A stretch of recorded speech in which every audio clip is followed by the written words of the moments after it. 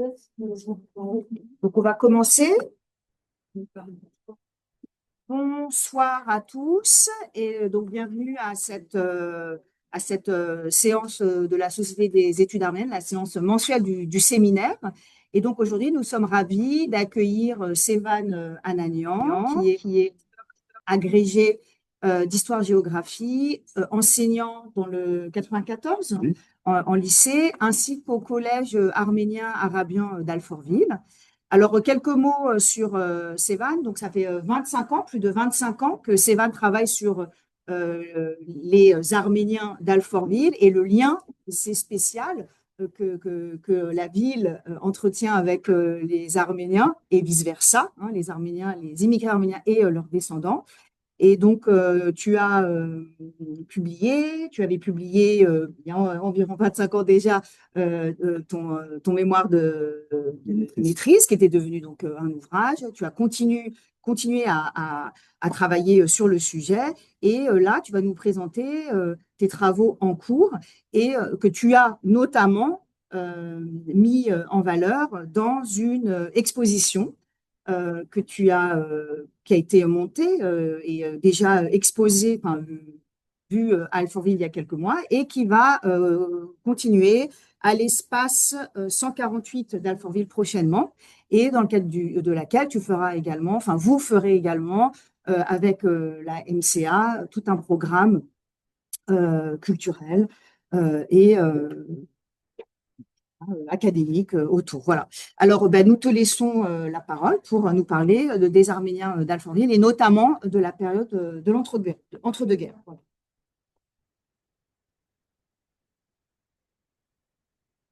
Là, c'est un truc là. Oui.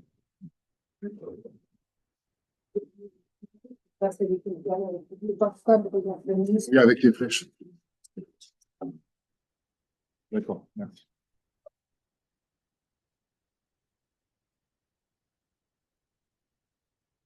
Bonjour à tous. Euh, merci d'être là pour m'écouter. Merci pour cette invitation. Merci à la Société des études arméniennes et à l'INALCO de m'accueillir ici. C'est vraiment un grand honneur, un grand plaisir pour moi de pouvoir présenter devant vous dans cette prestigieuse institution donc le travail que j'ai mené sur les Arméniens d'Alfortville, donc dans les années 1920-1930. Alors, c'est une étude monographique que je vais vous présenter aujourd'hui. C'est un genre, je sais, qui est un petit peu passé de mode depuis longtemps dans les milieux académiques. C'est plus tellement la façon d'aborder les sujets d'immigration. Mais pour moi, il a le mérite tout de même de soulever à une échelle très très fine, celle donc de la communauté en formation, une communauté en formation donc de la diaspora arménienne, dans une banlieue proche de Paris. Bon, je précise quand même Alfortville, dans la banlieue parisienne, dans le sud-est au sud-est de Paris, au confluent de la Seine et de la Marne, un peu coincé entre la voie de chemin de fer Paris-Lyon-Marseille et puis la Seine. Donc à une échelle très fine. Pendant l'entre-deux-guerres, donc cet exemple permet de poser un certain nombre de problématiques qui, je crois, s'inscrivent bien au-delà de ce cas particulier, qui nourrissent la réflexion sur notre propre société contemporaine et avec tous les enjeux, tous les débats, toutes les représentations qu'elle porte sur les questions d'immigration et d'intégration. Alors donc, comme disait Anouche, cet exposé s'inscrit dans le cadre d'une exposition du même titre, Alfortville, un village arménien, années 1920-1930, qui sera présentée donc à Alfortville, à l'espace culturel 148, du 13 au 19 avril prochain.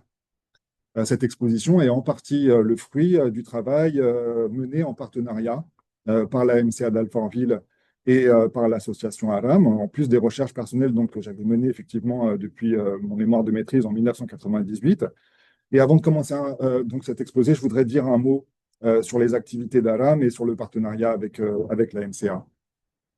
ARAM donc, est une association, ça signifie donc association pour la recherche et l'archivage de la mémoire arménienne. C'est une association qui est née à Marseille au milieu des années 1990, et donc depuis plus de 30 ans, elle collecte, elle numérise, elle archive, elle valorise des dizaines de milliers de documents de toutes sortes, de tout format, sur l'histoire des Arméniens de France. Et elle est devenue une véritable référence dont le sérieux et le savoir-faire sont reconnus unanimement, et un passage obligé pour les chercheurs, pour les documentaristes, les artistes, des associations, des particuliers, qui cherchent à se renseigner sur les problématiques arméniennes ou qui cherchent à se documenter.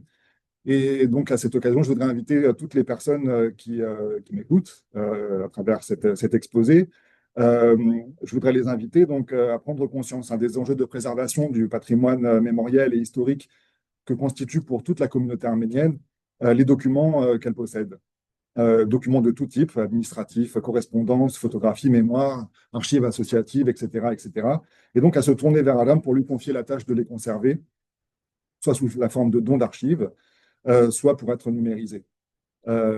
Alors, pour ce qui concerne le partenariat avec la Maison de la culture arménienne d'Alfortville, il est né en 2023 et il consiste donc à relayer les activités d'Alam en région parisienne. Et la MCA d'Alfortville donc apporte un concours important au développement des activités d'Alam en région parisienne avec un local qui est mis à sa disposition et avec une aide matérielle et humaine.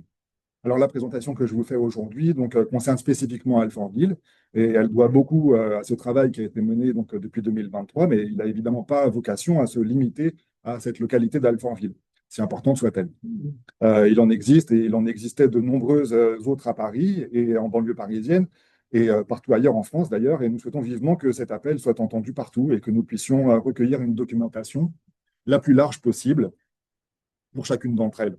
Et c'est urgent, et comme c'est urgent de le faire d'ailleurs partout en France, j'invite aussi toutes les personnes qui nous écoutent donc au-delà de la région parisienne à se rapprocher d'Aram et vous trouverez facilement le site internet et les coordonnées de contact d'Aram sur son site.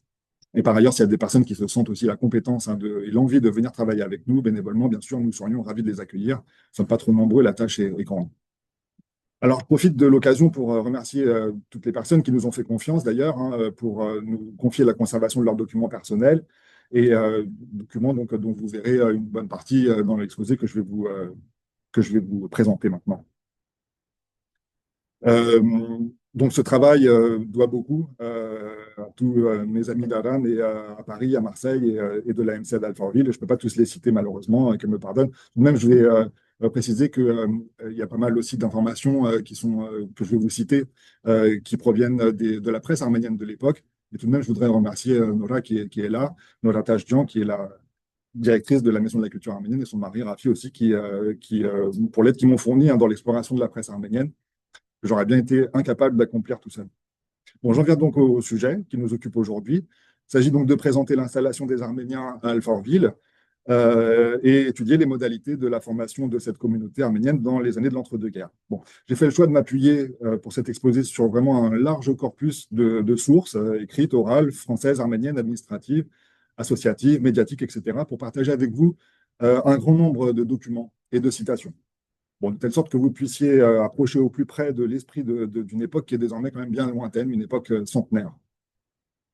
Bon, je ne vais pas trop m'étendre en introduction sur le pourquoi du comment, et je vais démarrer rapidement. Les problématiques que je vais explorer tout au long de cet exposé vous renseigneront sur mes intentions et mes questionnements, et puis ensuite on aura un moment d'échange de questions si c'est nécessaire. Alors ici, vous avez donc le programme de l'exposition qui aura lieu du 13 au 19 avril, avec un cycle de conférences. On va accueillir Boris Adjemian qui va nous parler du livre qu'il a publié sur la bibliothèque Noubar et sur Adam Antonian. Patrice Jololian qui va nous présenter les archives photographiques des studios Arax et Astrid Gatamian pour l'histoire des communistes arméniens en France. Et puis on aura une partie artistique le samedi 18 avril au soir avec le trio Sevana Tchakarian. Alors, je voudrais d'abord montrer dans quelles conditions le village arménien d'Alfortville est né, village dont Albert Lavigne, hein, c'est une source importante dont je vais parler après, disait qu'il s'agit d'un village dont les pays les moins civilisés auraient honte. Dès le début du XXe siècle, au tout début du XXe siècle, il y avait déjà un Arménien à Alfortville. Il s'appelait, comme vous le voyez ici, Georges Dilsizian. Son nom apparaît sur la liste nominative de recensement en 1911 à Alfortville. Il habitait 185 rue de Villeneuve. Il est donc né à Césarée. Il apparaît ici marié donc à une Française. Il est indiqué encadreur et puis ensuite marchand de phonographe sur d'autres listes de recensement. Il est donc père de 5 enfants. L'aîné est né à Paris en 1905. Et vous voyez donc le troisième de ses enfants est né à Alfortville. Sa mémoire est très peu présente dans la communauté actuelle. Et pourtant, il a joué un rôle d'intermédiaire important dans les années 1920 pour permettre aux Arméniens qui arrivaient alors massivement de trouver à se loger dans des caves louées par des Français et puis d'acheter des terrains aux lotisseurs des parcelles qui se vendent donc dans l'île Saint-Pierre, au sud de la commune, quartier qui est investi par les Arméniens, comme je vais l'expliquer par la suite. Et certaines sources suggèrent malheureusement qu'il se serait d'ailleurs à l'occasion attiré quelques inimitiés dans la communauté, parce qu'il aurait tiré profit du coup de ce statut d'intermédiaire. En 1916, arrive dans la commune Nelses Alaverdian, que vous voyez ici au centre de la photographie, bientôt rejoint par trois autres Arméniens, Garabed Mondjian, Sarkis Naabedian et Hrant Nargiledian. Quatre hommes seuls, donc. Quatre hommes seuls, originaires respectivement de Smyrne, de Tokat, de Bilédjik et de Constantinople. Donc on peut dire, ces quatre-là, donc, qu'ils sont véritablement les initiateurs de la formation de la communauté arménienne à Alfortville. Ils ont environ 25 ans quand ils arrivent. Le premier, donc Nerses Alaverdian, avait été envoyé en France avec son frère par sa famille en 1915, après que son père ait été tué devant sa maison par un gendarme turc.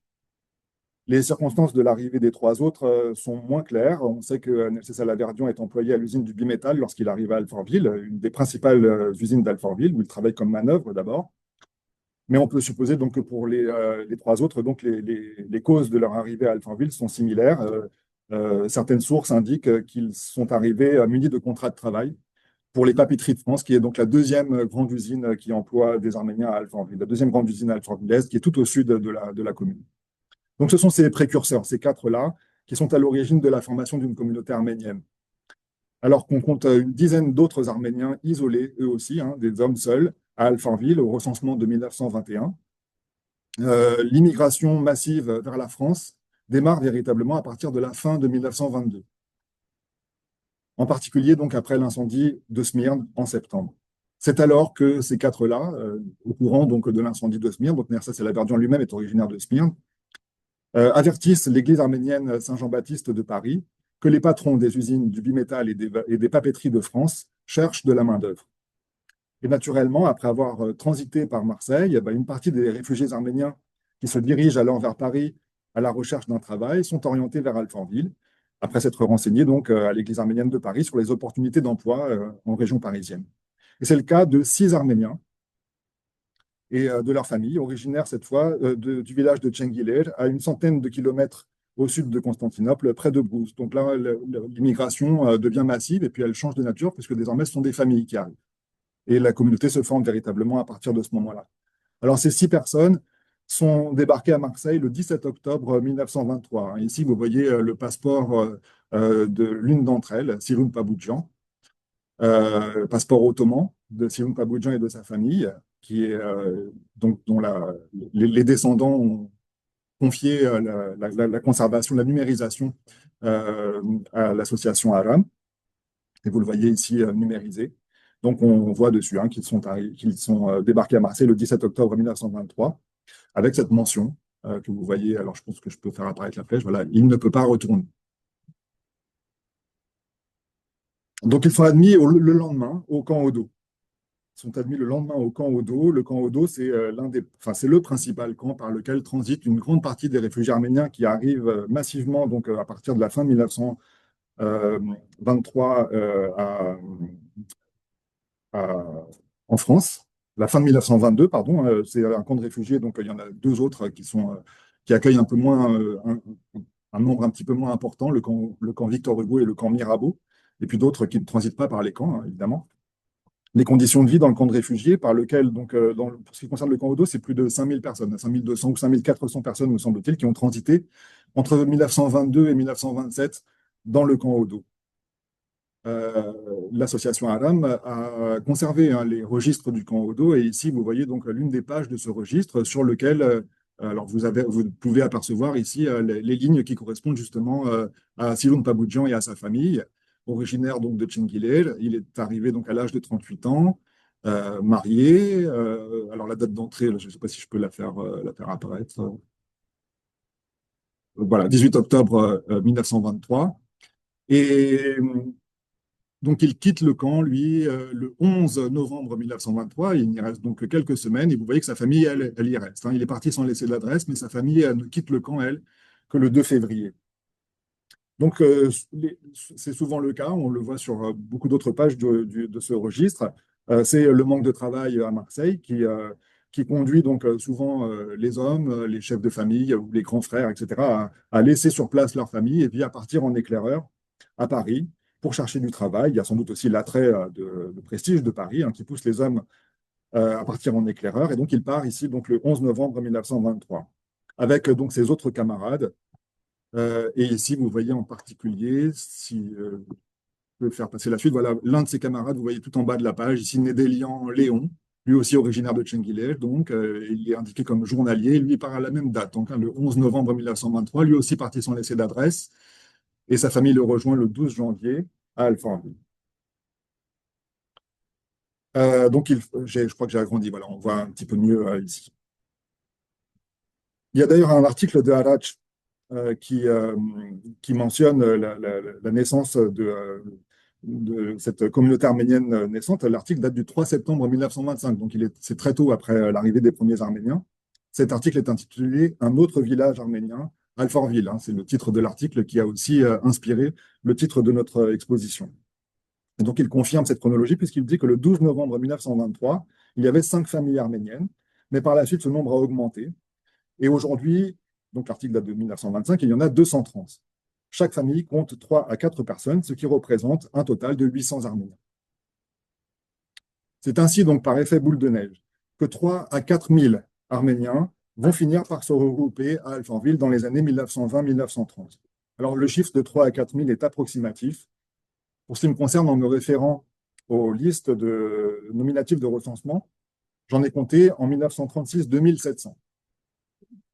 Mais les sources indiquent que les Arméniens sont bien souvent tentés d'éviter tout contact avec tout ce qui peut ressembler à l'administration française. Et il est fort probable, donc, je l'ai constaté d'ailleurs à certaines adresses, hein, qu'un bon nombre n'ont pas été comptabilisés au moment des recensements, notamment ceux qui occupent des caves ou bien des abris de fortune. Donc j'ai passé pour le camp Odo, mais ici vous voyez donc une photographie, hein, de ce camp Odo. Admettons donc ce chiffre de 3 à 4 000 Arméniens. Je vais juste passer voilà, cette courbe qui montre donc l'évolution du nombre des Arméniens à Alfortville à partir des listes de recensement et d'autres sources administratives. C'est la courbe que vous voyez en bleu, tandis qu'en rouge, vous voyez les chiffres qui sont évoqués notamment dans la presse française et la presse arménienne. Donc si on admet ce chiffre de 3 à 4 000 Arméniens dans les années 1930,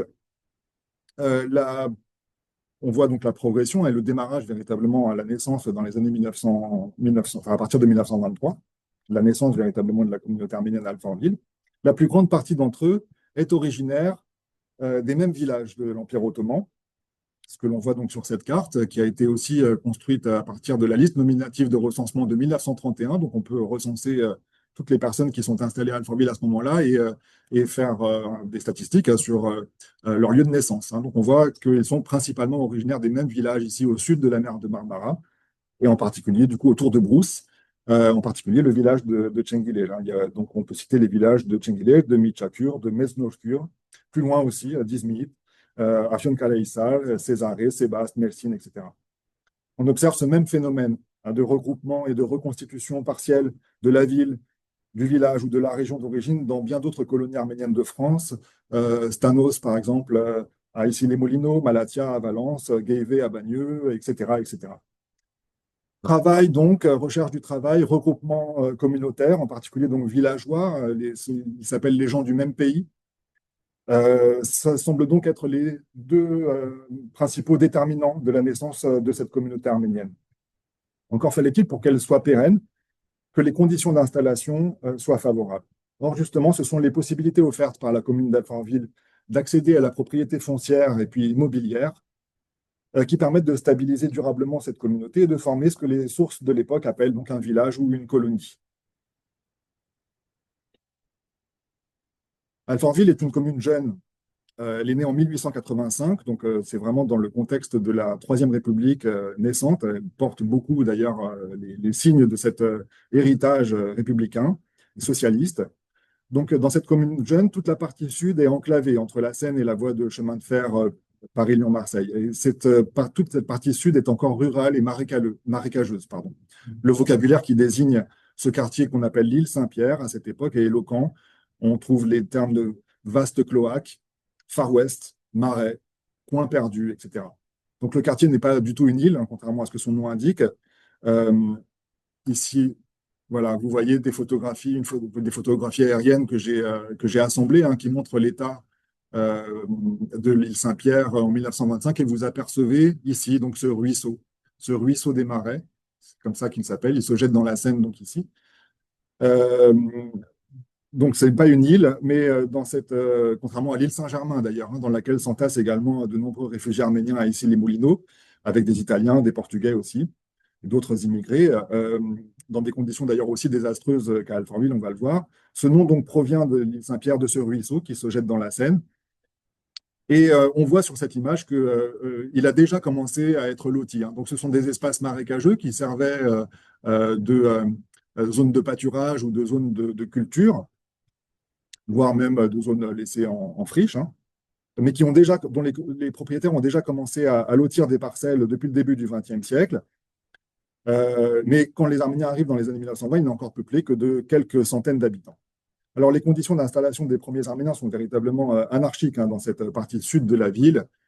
Ici, on voit un petit peu mieux, hein, sur ces autres photographies aériennes. Alors, celle-ci date de 1924. On aperçoit un peu moins bien le ruisseau des Marais. On voit donc le découpage en parcelles, hein, de ces quartiers, mais sur la plupart de ces parcelles, il n'y a encore aucune habitation, hein. Elles n'ont pas encore été vendues. Alors, le champ lexical qui vient à l'esprit pour décrire ces conditions anarchiques de l'installation des Arméniens à Alfortville relève du même registre que ce qu'on a vu tout à l'heure, pionnier, front pionnier, colon, colonie, éclaireur, etc. On se loge où l'on peut, on s'entasse d'abord donc dans des caves, dans des baraquements de fortune, dans des cabanes en bois. Albert Lavigne, donc, que je citais tout à l'heure, c'est un employé municipal.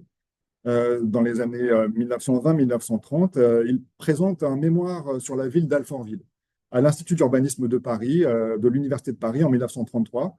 Et dans ce mémoire sur la ville d'Alfortville, qui est conservé aux archives départementales du Val-de-Marne, il consacre un long chapitre aux Arméniens qui fournit des renseignements très précieux. Et donc, je vais le citer assez souvent.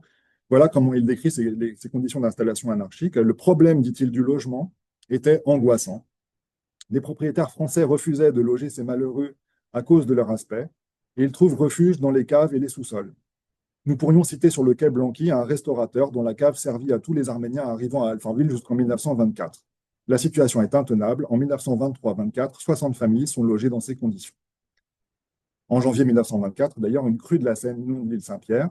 Les lits flottaient comme des barques, se souvenait Gabriel Nédélian dans les témoignages collectés et présentés par Achalus Sarkissian de 1983 à 1984 pour des chroniques sur la radio arménienne Radio Ask, qui proposait alors une émission à la Maison de la Culture arménienne d'Alfortville. Et le recueil de ces témoignages, d'ailleurs, a été publié par la MCA et par le Comité de l'histoire du conflit d'Alfortville en 2007. Et donc, c'est aussi une source très importante, en particulier pour documenter le point de vue des acteurs eux-mêmes. Très vite, dès 1925, les propriétaires des terrains saisissent donc l'opportunité de l'arrivée des Arméniens pour vendre leur lot aux nouveaux arrivants.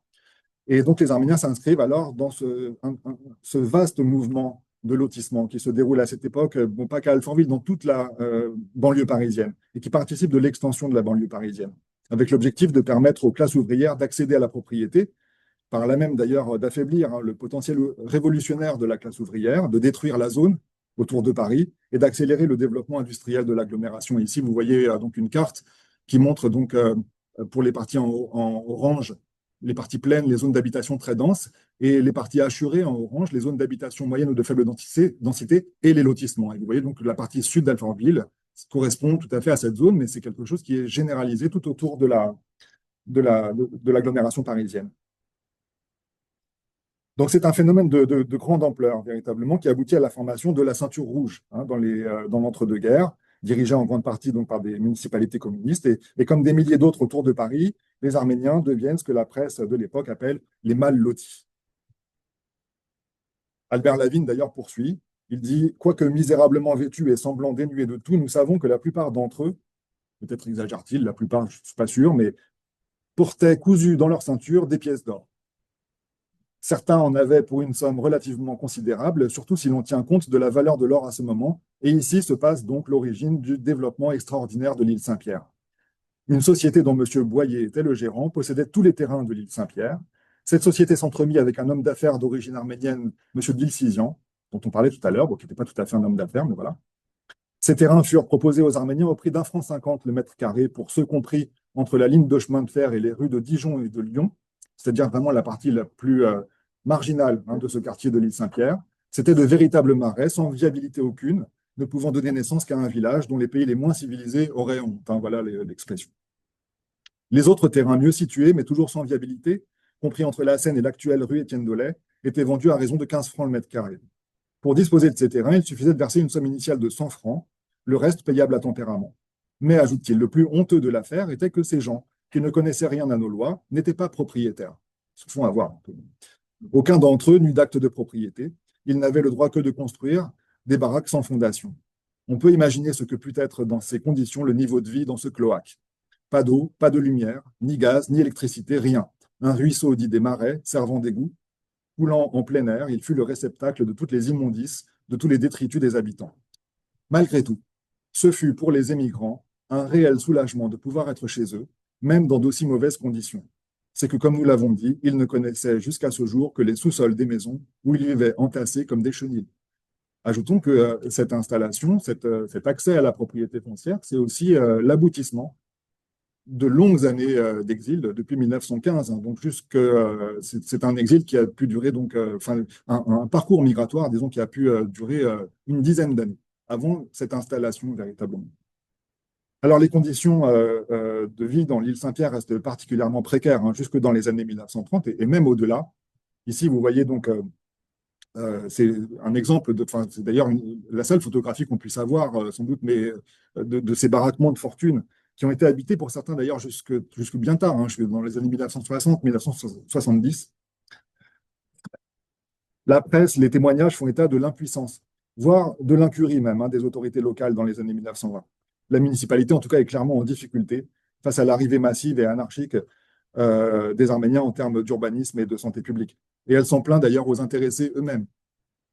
Il y a un article de Harach intitulé « À l'attention de nos compatriotes d'Alfortville » du 12 juin 1928, qui relate un courrier reçu du maire socialiste d'Alfortville, Lucien Breneau, reçu par l'Union des femmes arméniennes de Paris, dans lequel donc le maire d'Alfortville met en cause les Arméniens. Je cite, « Les autorités rencontrent toujours des obstacles dans leurs activités en raison de l'insouciance et de l'indifférence de ces immigrants arméniens, en particulier lorsqu'il s'agit de remplir les obligations légales concernant la construction de leur maison.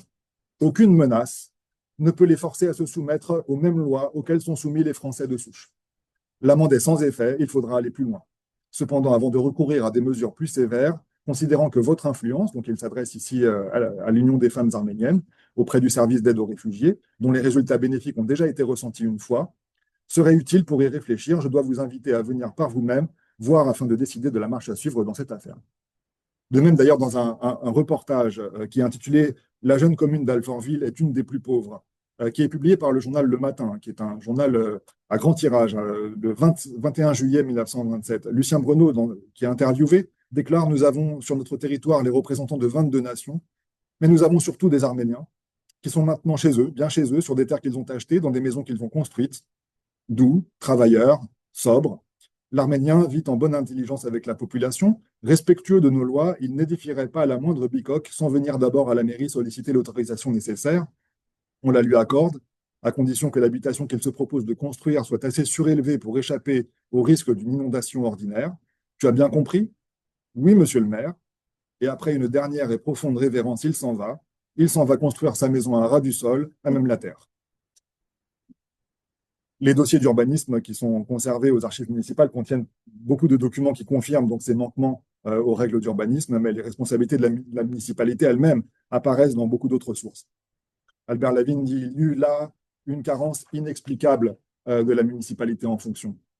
Et une habitante du quartier qui s'appelle Jeanne Fleury, qui écrit au ministre de l'Hygiène, elle passe outre la municipalité, elle écrit directement au ministre de l'Hygiène pour se plaindre en janvier 1929, dit « C'est épouvantable ce qu'il se passe à Alfortville. Si près de Paris, nous y mourrons tous, jeunes et vieux, de la tuberculose ou de l'alcoolisme, car c'est un pays perdu dont nul ne s'occupe, et tout le monde y fait ce qu'il veut. La municipalité nous délaisse, Elle ne s'en occupe que pour venir y faire vider tous les jours des tas d'ordures de toutes sortes qui nous empestent et nous amènent toutes les épidémies, les maladies. Surtout qu'en plus, nous avons un ruisseau d'eau croupie qui pue toute l'année et dont les gens qui sont autour vident leur cabinet dedans. Plusieurs fois, nous en avons référé au maire et cela continue depuis toujours. Le maire répond que l'île Saint-Pierre ne l'intéresse pas. Mais nous y mourrons faute d'oxygène car le pays est infecté comme pas un. Surtout, croit-elle bon d'ajouter, qu'il y a là des races qui y demeurent, plus ou moins hygiéniques. Et lorsque le communiste Marcel Capron remporte les élections municipales de 1929, il ne se prive pas, dans le bulletin municipal d'Alfortville, d'étriller la majorité socialiste sortante, annonçant qu'après le néant des réactionnaires et le farniente des socialistes qui se sont succédés à la mairie, les communistes, ce que l'on appelle les destructeurs, mais ajoute-t-il, ils sont les destructeurs de l'anarchie capitaliste, les communistes donc sont venus construire. L'île Saint-Pierre ne sera plus un marais, le cauchemar des habitants va définitivement cesser, etc. De fait, le volontarisme de la municipalité communiste permet une amélioration très nette des conditions de vie dans l'île Saint-Pierre dans les années 1930. On en voit ici un certain nombre d'illustrations. J'ai sélectionné quelques pages de ces bulletins municipaux d'Alfortville dans les années 1930. En haut, ici, vous voyez donc la rue de Nice, telle qu'elle était en 1929, et aujourd'hui, c'est-à-dire en 1933, telle qu'elle a été viabilisée. Le ruisseau des Marais a été couvert, un réseau d'égouts a été installé dans toute la partie sud d'Alfortville. Là, vous voyez donc le ruisseau des Marais en 1929, et tel qu'il a été couvert aujourd'hui, donc pour ceux qui connaissent un peu Alfortville, c'est la rue de Rome que vous voyez ici en bas. Et d'ailleurs, on retrouve ces deux mêmes photos dans la revue Regard, qui est une revue communiste et qui fait ici la promotion de l'œuvre de la municipalité communiste à Alfortville, euh, dirigée par Marcel Capron. Donc, couverture du ruisseau des Marais, éclairage des rues. Ici, donc on voit sur la droite de l'image, ici, ça c'est la partie sud d'Alfortville, c'est le quartier de l'île Saint-Pierre qui n'était pas du tout éclairé en 1929, et on voit donc l'éclairage qui est généralisé en 1938. Pareil donc pour l'adduction d'eau potable. Pour le réseau. La rue de Rome, c'est là où il y a le marché. C'est ça, c'est ça. C'est là où il y a le marché. Donc le marché, en fait, il est sur le trottoir, et ce trottoir, il couvre le ruisseau des Marais. Le réseau de gaz, la viabilité des rues, une nouvelle école qui ouvre ses portes parce qu'il faut accueillir des enfants. Il n'y en avait pas jusqu'ici, ou très très peu, trop peu en tout cas donc c'est l'école de la rue de Liège. Et donc on voit comment il y a aussi la ligne du bus 103. Je ne sais pas si on la voit là, on la verra après. La ligne du bus 103 qui est prolongée jusqu'au sud d'Alfortville, jusqu'à l'île Saint-Pierre. Et donc il s'agit bien d'intégrer ce qui est devenu donc ce quartier arménien qui était jusqu'ici totalement marginalisé. Et les conditions donc, sanitaires dans ce quartier s'en ressentent fortement. La tuberculose, la typhoïde et d'autres maladies infectieuses font des ravages dans les années 1920, et les chiffres de la mortalité infantile, comme vous le voyez ici, dans la communauté arménienne d'Alfortville, par exemple, restent encore très élevés dans les années 1930. On voit c'est encore 20 à 25% de taux de mortalité. Mais ils sont en nette baisse par rapport à la période des années 1920, dans lesquelles ça atteignait plus de 50%, comme vous le voyez là. Plus de 50% de la mortalité, donc plus de 50% des décès que vous voyez ici enregistrés dans les années 1920 sont des décès d'enfants de moins de 10 ans. Des décès qui sont enregistrés dans la communauté arménienne, je précise. Arach, d'ailleurs, faisait état dans l'article du 30 septembre que j'ai déjà cité de ces graves difficultés. Il disait en quelques jours seulement, donc l'article datait de 30 septembre 1925, on compta 9 naissances, 5 filles et 5 garçons. 5 enfants sont décédés. Sur 10 enfants nés, 5 sont décédés.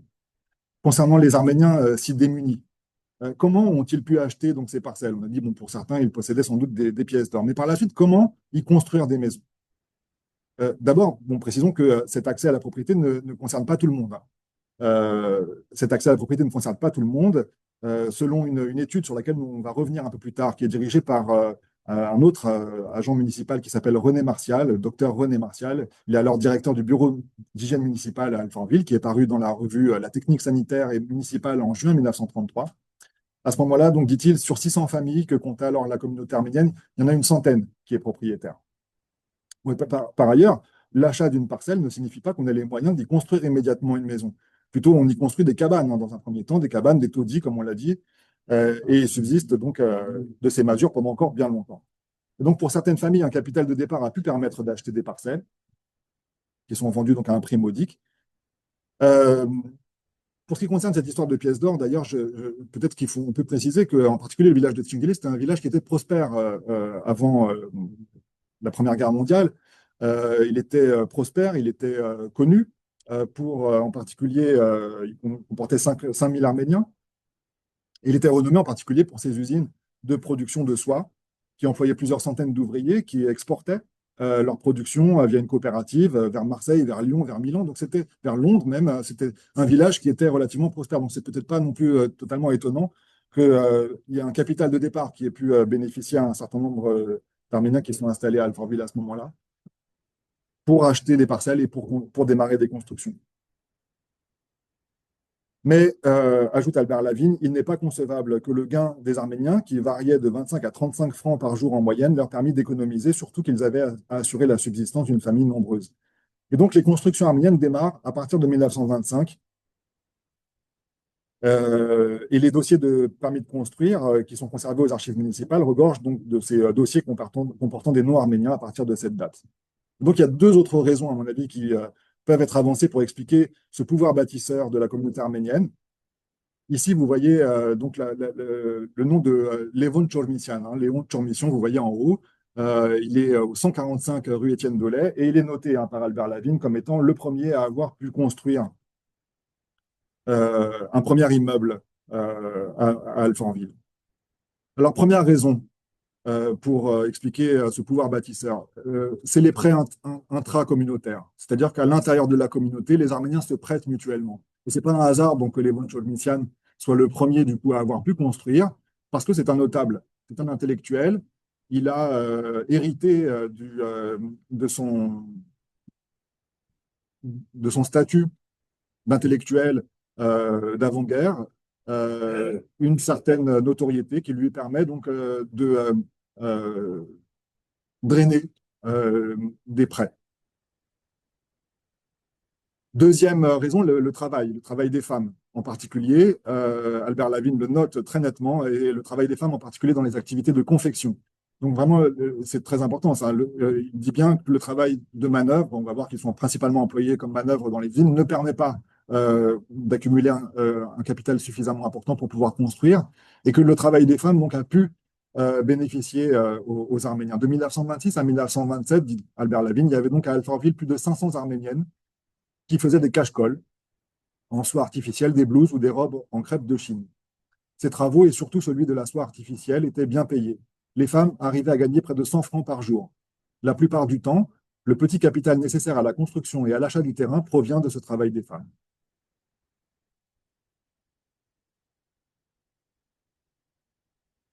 Alors, les autorisations de permis de construire, ici vous en voyez une, stipulent presque systématiquement que les sous-sols de ces maisons ou de ces immeubles ne doivent pas servir à l'habitation.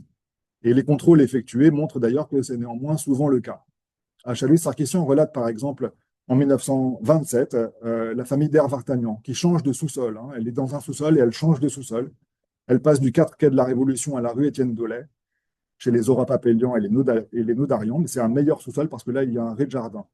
Onig, donc d'Her Vartagnan, peut même construire une cabane pour ses filles, et c'est presque la grande vie.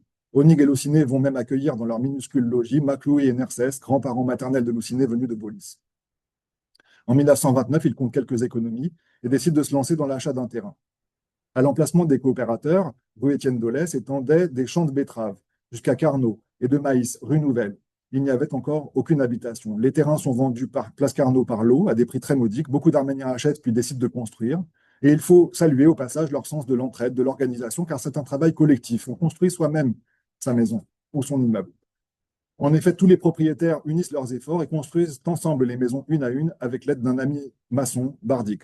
En quelques mois, sortent de terre dans l'ordre la maison des Moutafians au 33, puis celle des Bédrossians au 31. Ensuite, celle des Solosians au 29 bis et celle des Der Vartagnan au 29. Notez que la construction s'accomplit le soir après le travail, ainsi que le dimanche. Au rez-de-chaussée sont prévus de part et d'autre de la porte d'entrée deux magasins, au premier et au deuxième étage, des pièces cuisine, indépendante. À peine terminées, les maisons sont prises d'assaut par les propriétaires, certes, mais aussi par les locataires. En effet, les propriétaires se sont endettés. Alors, ils louent pièce cuisine par pièce cuisine et ne conservent que le minimum. C'est-à-dire qu'en fait, une partie du capital qui sert à édifier ces bâtiments a été en réalité avancée par les locataires, par les futurs locataires, avant même qu'ils puissent y loger. Ainsi donc, la frénésie de construction qui contribue à modifier radicalement l'aspect du sud d'Alfortville a-t-elle pu permettre une première étape dans l'amélioration des conditions d'installation des Arméniens? Quoique l'émergence du nouveau quartier arménien de la place Carnot, alors vous le voyez ici, hein, j'ai là aussi essayé de faire apparaître ça avec deux agencements de photographie aérienne. Ici, vous voyez donc le quartier de l'île Saint-Pierre, hein, le premier à avoir été investi par les Arméniens, il est donc ici au sud. Et là, un petit peu plus au nord, vous avez donc ces champs de maïs et de betteraves dont parlait Achalouis dans le témoignage. Et ici, donc, ce qu'on appelle le boulevard Carnot et la place Carnot. Donc, toute cette partie est encore totalement occupée par des exploitations agricoles. En 1924 et en 1936, vous voyez ici donc, les entrepôts des coopérateurs. Et puis ici, donc, des constructions avec la naissance ici d'une rue qui n'existait donc pas en 1924 et qui est entièrement construite par les Arméniens, qui s'appelle la rue Nouvelle. Les immeubles qui ont été énumérés tout à l'heure, donc du 29 bis au 33 rue Étienne Dolez, sont les immeubles qui apparaissent ici tout en haut sur l'image, donc sur ce qu'on appelle la place Carnot. Donc c'est un deuxième quartier arménien qui est plus au nord, qui n'est pas marécageux, qui est investi également donc, par les Arméniens. Et d'ailleurs, pour l'émergence de ce nouveau quartier arménien, place Carnot, a aussi signifié pour les propriétaires de l'île Saint-Pierre le départ d'un certain nombre de leurs locataires vers ces nouvelles habitations. Et par ailleurs, il n'y a pas donc des conditions de logement si indignes telles qu'elles apparaissaient dans l'île Saint-Pierre. On peut citer le témoignage de Vatan Barbayan. Alors juste avant, on peut quand même regarder cette très belle photo là, de la place Carnot, avec les immeubles dont il était question dans le témoignage que j'ai montré tout à l'heure, les commerces de part et d'autre de la porte d'entrée. Ici, donc, c'est l'épicerie d'Eder Vartanian, dont il était question dans le témoignage. Ce sont des immeubles qui font encore partie aujourd'hui, évidemment, du paysage d'Alfortville et de ce quartier qui est resté un quartier arménien. Aujourd'hui, il y a devant ces immeubles le Khachkar qui commémore, qui est le monument aux morts du génocide des Arméniens de 1915.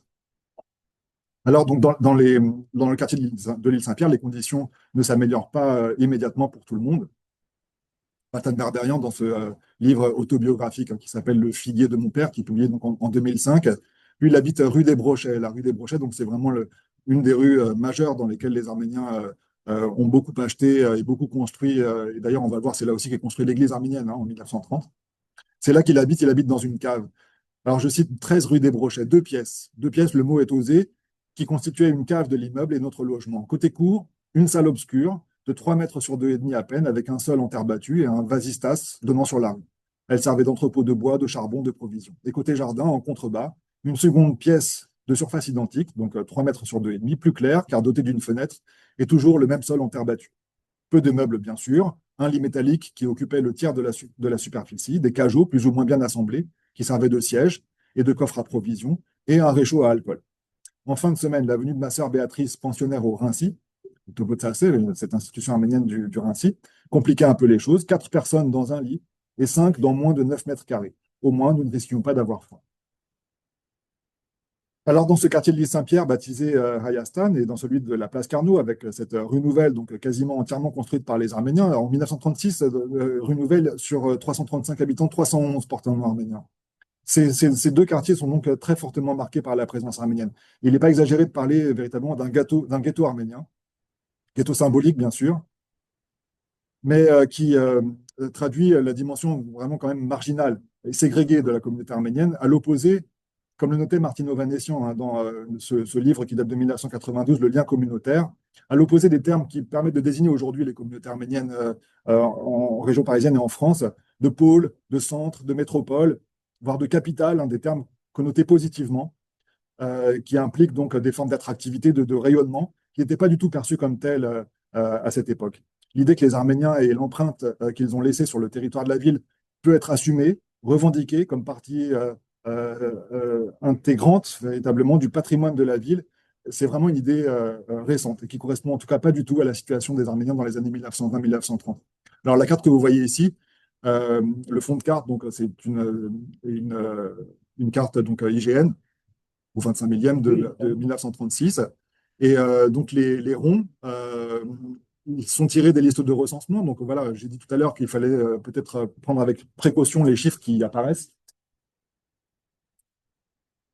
Euh, On parlait de la rue des Brochets, vous voyez, rue des Brochets, donc là en 1936, les Arméniens forment une majorité de la population.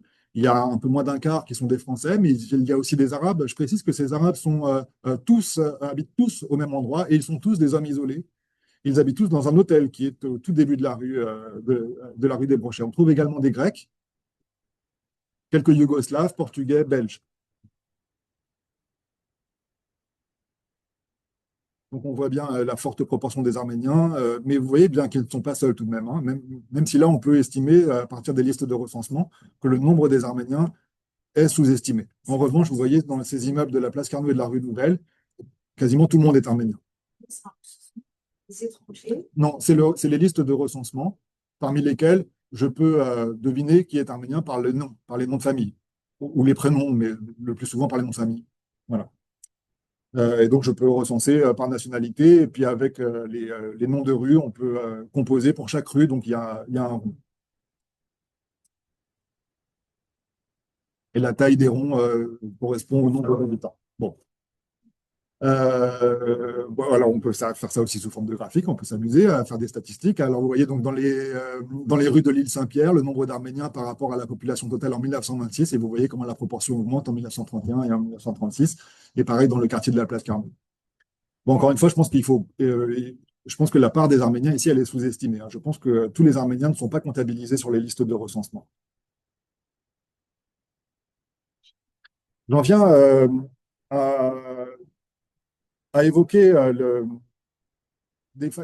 comment dire, des caractéristiques de la communauté arménienne de cette époque, dont dans les lieux communs qui nous habitent aujourd'hui, qui sont considérés comme étant des vecteurs naturels d'intégration dans la société majoritaire, c'est le travail et l'école. Ils sont admis comme des vecteurs privilégiés de l'intégration dans la mesure où ils rendent possible l'ouverture des sujets étrangers à l'extérieur de leur communauté, permettent l'ascension socio-économique, l'apprentissage de la langue française, mais aussi des normes sociales, des repères culturels, des codes formels, informels de la société d'accueil.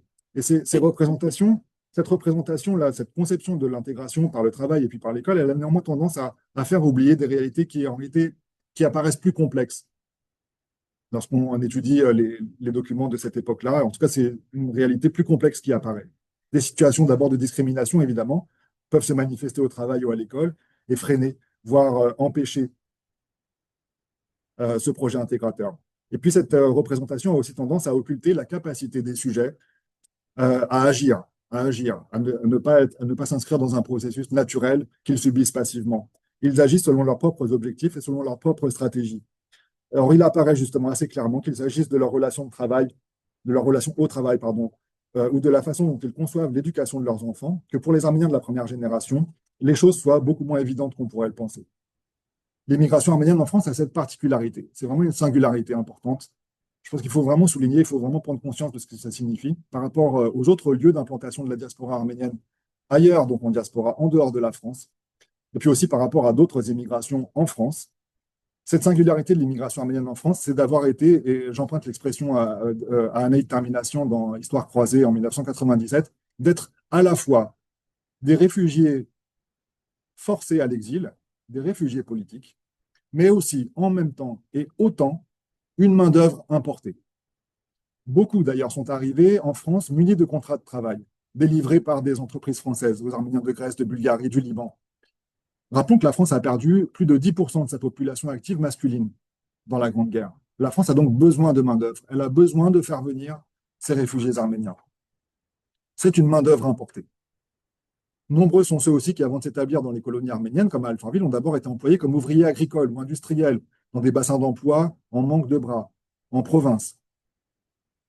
Beaucoup d'Arméniens installés à Alfortville sont passés par ces lieux transitoires où leur exploitation était souvent brutale, à la limite du travail forcé, et ils les ont quittés dès qu'ils ont pu. On le voyait tout à l'heure sur la carte des lieux de naissance, hein, avec ces lieux de transit dans les pays euh, qui, adjacents donc à la Turquie, à Bulgarie, Grèce, Liban, Syrie, mais aussi en France. On voyait donc des lieux de naissance dans les espaces ruraux français. À Alfortville, donc, c'est essentiellement en tant qu'ouvrier manœuvre qu'il trouve à s'employer. On le voit donc ici sur cette image, donc près des trois quarts hein, de la population active arménienne telle qu'elle apparaît donc ici dans la liste de recensement, je crois que c'est 1931 ou 36, je n'arrive pas à voir moi, sur l'image, sont employés dans l'industrie et pour la plupart comme manœuvre, comme journaliers ou journalières. Ils sont employés donc dans les deux principales usines de la ville. J'ai dit tout à l'heure l'usine du bimétal, l'usine des papeteries de France, et puis dans celle des communes voisines de Maison-Alfort, les biscuiteries alsaciennes, Gondolo-Miran, les fils électriques Grégoire et Barillot, pardon, Boson-Verduraz, à Vitry également, de l'autre côté de la Seine, l'usine Rhône-Poulenc, l'usine Bidot, la Société des grands travaux de Marseille, et aussi dans des usines parisiennes et dans d'autres banlieues. Alors la confrontation avec l'univers industriel urbain occidental est violente. Ils subissent, ces immigrés arméniens, une véritable prolétarisation. Et ils la ressentent avec même une sous-prolétarisation.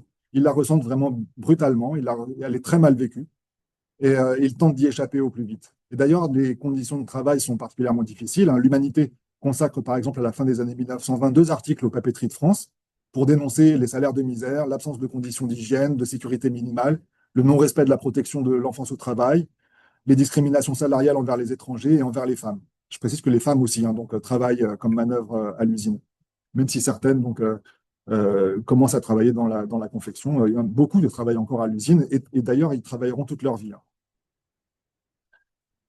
Alors, pour ce qui concerne ces conditions de travail, les Arméniens, moins encore hein, que les autres étrangers employés massivement dans ces usines, ne semblent pas impliqués, ne semblent pas s'être impliqués dans des revendications syndicales. La presse, les organisations politiques arméniennes semblent d'ailleurs aussi prudentes et hésitantes hein, sur cette question, soucieuses à la fois de ne pas faire de vagues, on y reviendra, et de défendre les intérêts sociaux, voire socialistes de leurs compatriotes, hein. Ils sont un peu hésitants entre ces deux positions. Docile et peu cher, hein. La main-d'œuvre arménienne avait donc de quoi satisfaire ses patrons. D'autant que la presse française relate parfois des expulsions d'Arméniens, y compris des Arméniens d'Alfortville, on y reviendra d'ailleurs aussi à la fin de l'exposé, pour mener communiste.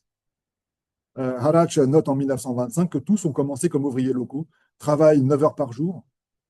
Ils étaient payés 16 à 20 francs par jour, mais ils ont commencé à partir pour Paris, où certains gagnent un peu plus, et l'année dernière, donc en 1925. Rares étaient ceux qui ne se plaignaient pas à ce moment-là de leur travail pénible et éreintant. Et aujourd'hui, donc l'article date de 1925, ils sont satisfaits de leur vie. Tous sont satisfaits de leur vie. Satisfaits de leur vie, mais enfin, beaucoup quittent l'usine hein, pour des métiers, sinon plus rémunérateurs, au moins susceptibles de mieux correspondre à leurs habitudes socioculturelles, hein. Si vous voyez une image de l'usine du bimétal,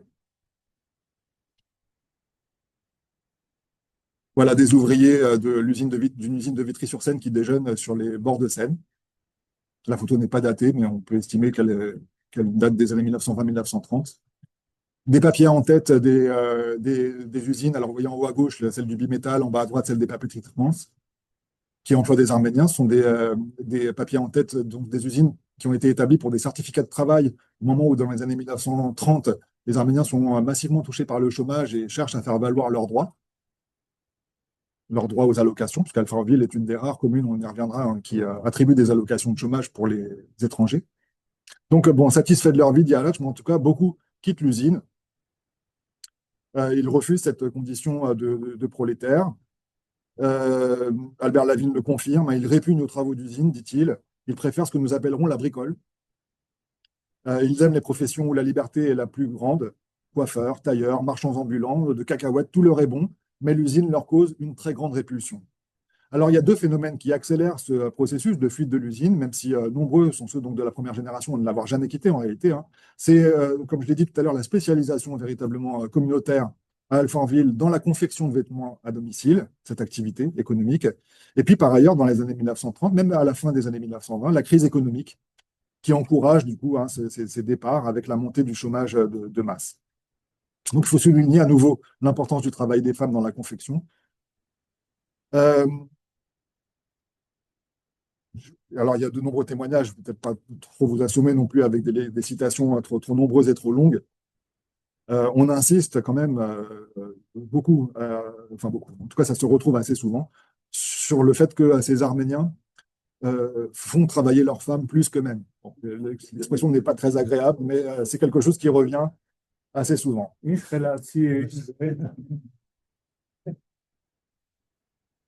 En tout cas, cette activité de confection et en même temps cette forme de dégradation sociale, euh, ce statut sous-valorisé de manœuvre ouvrier, là, il y a une forme de renversement de la position des hommes en termes de statut social et à l'intérieur de la famille, qui les place en fait en situation de dépendance. Voilà donc qui pourrait être de nature à remettre en cause en fait le modèle patriarcal de la société d'origine et à contester la domination masculine traditionnelle. En fait, il faut nuancer parce que cette autorité patriarcale n'est pas perdue pour autant. Même au contraire, on pourrait dire, parce qu'en accédant à des métiers plus indépendants comme la confection à domicile, le commerce, le petit artisanat, les hiérarchies traditionnelles sont plus faciles à maintenir qu'à l'usine. Et on retrouve en fait transposé dans ce nouvel univers de la banlieue parisienne le modèle traditionnel clanique en vigueur dans les villes et les villages de l'Empire ottoman. Dans la famille d'Arvartanian, je reprends cet exemple à Chalouis, qui tient donc une épicerie place Carnot. Je ne l'ai pas mis là, l'épicerie. Elle est là, l'épicerie d'Arvartanian place Carnot. On voit à côté le Café Philippe, un café emblématique également de la communauté arménienne.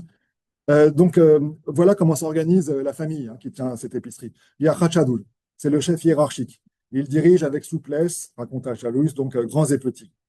Il a fait l'acquisition d'une camionnette, ce qui lui permet de s'approvisionner au hall et sans doute aussi d'acquérir un certain prestige. Il conduit la camionnette quand même. Onyx, son fils, Louciné, sa belle-fille, et Oskian, un jeune homme d'une vingtaine d'années qu'ils ont recueilli à Constantinople, sont au marché, tandis que Khachadoul se charge du magasin. Kohaj, son épouse, quant à elle, organise tout le travail d'intendance. Dès le matin, elle répartit les tâches entre sa mère, sa tante et sa belle-mère qui exécutent les tâches ménagères. Donc, une journée entière est consacrée à la lessive. Donc, 4 personnes pour le travail, 4 pour les tâches ménagères. Reste le grand-père Nelcès, trop âgé pour travailler, et lui se consacre entièrement à l'église, dont la construction vient tout juste de s'achever en 1930. Il est jambe gauche, il est bedeau, et il accomplit sa tâche avec tout le sérieux qu'elle requiert. Quant aux filles, Louise et Vartoui, elles se contentent d'aller à l'école, mais très vite, elles apportent leur contribution. Donc, il y a cette hiérarchie qui est hérité donc des modèles traditionnels de la famille du pays, du Yelgir, de Cengile en l'occurrence. Et d'ailleurs, Martine Ovanessian a beaucoup travaillé là-dessus. Elle montrait exactement les mêmes phénomènes à Issy-les-Moulineaux. Elle parle du Tanmetz pour le chef de famille, ici donc Khachadoul, la Dandigin, ici donc Kohar. Et quand on sait à quel point les Arméniens, d'ailleurs, de la deuxième génération, s'investissent dans les activités de la confection à domicile, je reviens un tout petit peu en arrière, excusez-moi, je suis allé trop loin. Pardon. Voilà, ici, vous voyez un certificat de travail qui est adressé justement à une confectionneuse qui habite rue de Dijon à Alfortville et qui travaille pour un magasin parisien. Donc, les Arméniens de la deuxième génération s'investissent massivement, même après-guerre, dans ce type d'activité indépendante, en particulier donc, dans la confection à domicile. Et parfois, d'ailleurs, ça leur permettra, après-guerre, de grandes réussites matérielles. Donc, on voit bien ici comment les immigrés, les Arméniens en l'occurrence, sont vraiment acteurs de leur rapport au travail et donc de leur intégration par le travail. Ils en choisissent les modalités, ils arbitrent entre différents choix, ils résistent ou bien ils succombent à différentes forces centrifuges ou centripètes, et selon qu'elles leur paraissent à même de ne pas se dissoudre dans la société majoritaire, et de conserver leur caractère propre, leur cohésion, et en même temps qu'elles leur permettent de retrouver une forme de dignité, d'estime de soi, par la réussite sociale et par l'appropriation de codes culturels jugés valorisants. Alors d'ailleurs, cet investissement dans les activités de convection n'a pas toujours été bien vu par la société française. Paris Soir, dans un article du 11 janvier 1927, déplore que les étrangères, je cite, les Arméniennes surtout, qui travaillent bien et ne prennent pas cher, font aux couturières françaises une concurrence terrible. Les von Mission, quant à lui, dans Arach, du 24 mai de la même année, déplore aussi que les prix aient fortement baissé dans la confection. La même année, c'est 1927. Mais il accuse les confectionneuses arméniennes de se faire concurrence entre elles. Acceptant de travailler 16 à 18 heures par jour à des cadences infernales pour les boutiques et les négociants juifs du Marais, sans quoi elles plongeraient dans la misère. Et il appelle, dans Arach, les Arméniens à faire valoir collectivement leur pouvoir sur le marché de la confection, le marché parisien, dont il évalue qu'il équivaut à 15 ou 20 000 robes ou cache-colles par jour Et il estime qu'en créant un syndicat des couturières arméniennes, eh bien, la communauté pourrait euh, faire valoir ses droits et améliorer ses conditions de travail, et pourrait éviter donc ces situations dans lesquelles tout le monde se fait concurrence par le bas. Mais bon, il ne se fait pas trop d'illusions compte tenu de l'égoïsme, de l'esprit d'indépendance et de liberté qu'il prête aux membres de sa communauté. D'ailleurs, il faisait le même vœu pieux d'un syndicat des ouvriers arméniens sous l'égide de la FRA dans les mêmes colonnes d'Alach quelques mois auparavant. Et par ailleurs, il plaide en socialiste qu'il est, il est membre de la FRA lui-même, hein, mais semble-t-il avec le même insuccès, pour une forme de communalisme à l'échelle de ce village arménien d'Alfortville, hein, pour la création d'une coopérative locale qui soulagerait la communauté en même temps qu'elle renforcerait sa cohésion. Alors, j'ai dit, les Arméniens sont fortement touchés par la crise économique et les discriminations à l'embauche et aux licenciements qui sont introduites par la loi Laval en 1932, donc au moment où les effets de la crise économique se font ressentir en France, et que donc, cette loi Laval de 1932 introduit des formes de préférence nationale pour l'emploi. Je crois qu'il va peut-être falloir que j'accélère un petit peu. Je vais juste vous montrer voilà, ici un certificat, le certificat pour la médaille du travail qui est décerné à Siloun Paboudjan, dont on parlait tout à l'heure, qui a travaillé donc aux papeteries de France. Et ici donc d'autres activités, en particulier l'activité de marchand forain. Et là, pour ce qui concerne donc ces marchands forains, vous avez, on en a obtenu quelques-uns hein, de ces cahiers manuscrits qui servent donc aux marchands pour euh, faciliter leur communication avec les clients. Et on voit ici donc un lexique avec 3 colonnes, arménien, arméno-turc et français, et le nom d'un certain nombre de plantes, d'aromates hein, qu'il vend sur le marché. Alors voilà, pardon, je reviens ici, voilà, sur la crise économique. De poser des questions. Je ne sais pas si je vais pouvoir tout dire. Peut-être passer certaines citations, moi je vais essayer de voir au fur et à mesure. Donc c'est la misère avec la crise économique. Albert Lavigne dit qu'il y a 240 Arméniens qui sont inscrits au bureau de chômage, donc en 1933. Il a consulté 200 dossiers de chômeurs arméniens, de chômeurs secourus par la mairie d'Alfortville. Et parmi ces 200 dossiers, il y en a 181 qui sont arméniens. Donc là aussi, on voit le volontarisme de la municipalité communiste. Et c'est assez rare hein, dans les municipalités françaises de cette époque-là d'attribuer les allocations aux chômeurs étrangers. Et d'ailleurs, on trouve aussi des témoignages d'Arméniens d'autres communautés qui sont venus s'installer à Alfortville justement pour pouvoir bénéficier de ces allocations. Alors, les dossiers de chômeurs, pour certains, il y en a à peu près 80 qui ont été conservés, qui sont encore consultables aux archives municipales à Alfortville, contiennent des enquêtes. Ici, je vous ai montré quelques extraits destinés à vérifier la situation des allocataires. Elle montre bien comment le licenciement a pu mener hein, les Arméniens vers les activités de la confection et du commerce, souvent non déclarées d'ailleurs, et c'est souvent, vous le voyez ici sur ces images, hein, sur dénonciation, que le contrôleur constate que l'intéressé fait les marchés ou bien est occupé sur une machine à coudre alors qu'il vient de percevoir ses allocations de chômage.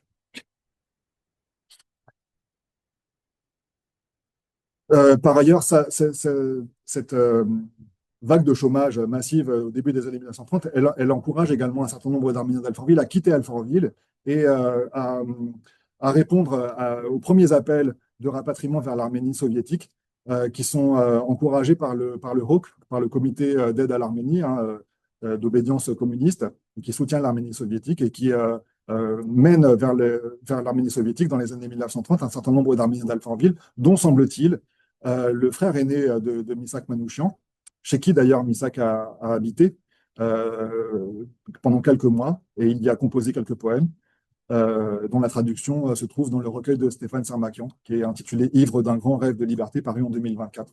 Donc on le voit, le chômage, le travail, et même le chômage d'ailleurs, ne sont pas de façon si évidente des vecteurs naturels par lesquels les immigrés s'intégreraient irrémédiablement et passivement. Les choix individuels comptent, les choix collectifs ont toujours leur place. Et il en est de même donc pour l'éducation des enfants. Alors, il est évident hein, qu'à l'école, l'apprentissage de la langue, de la culture française se fait naturellement. Mais là aussi, il y a des phénomènes de rejet, il y a des phénomènes de discrimination, et puis il y a aussi des stratégies de préservation qui sont aussi puissants et qui peuvent s'opposer donc au processus d'intégration. Donc, les Arméniens sont très nombreux dans les écoles qu'ils fréquentent. Hein. L'école Étienne Velay, vous voyez ici sur cette image, dans le quartier de la place Carnot, sont très majoritaires dans les classes de l'école de la rue de Liège, dans les années 1930. Elle ouvre dans les années 1930.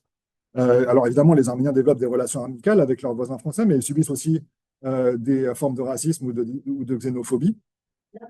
Les Arméniens sont majoritaires par rapport à d'autres immigrés ou majoritaires dans la population? Alors la personne qui nous a donné cette photographie n'est pas capable d'identifier tous ses camarades ou les personnes qu'elle a reconnues en tout cas.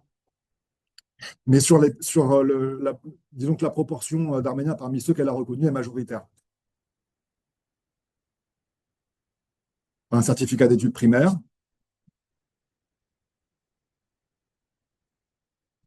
Voilà, même à l'école française, il y a, donc là on est dans une école maternelle, l'école maternelle de la rue Étienne Dolay, il y a aussi des stratégies, puisque d'ailleurs ils forment une forte proportion au moins, ou alors ils sont majoritaires dans leur classe. Les Arméniens sont aussi présents en tant qu'Arméniens à l'école publique, à l'école française. Et ici, vous voyez donc deux images, elles sont intéressantes, parce que du coup, vous reconnaissez les deux mêmes photographies, l'une qui provient d'une collection personnelle et l'autre qui a été publiée donc, en 1937 dans le bulletin municipal d'Alfortville, la fête de l'école maternelle Étienne Dolay, donc le 10 juillet 1937, et l'article qui accompagne cette photographie mentionne qu'à l'occasion de cette fête, après, donc, c'était des spectacles, des chansons, des danses sur le thème du bateau, eh bien, il y a une jeune Arménienne qui a accompli, dans son costume traditionnel, des danses arméniennes. Donc, vous voyez que l'identité arménienne, la culture arménienne pénètre aussi à l'intérieur de l'école française. Ce n'est pas donc qu'un lieu d'apprentissage du français.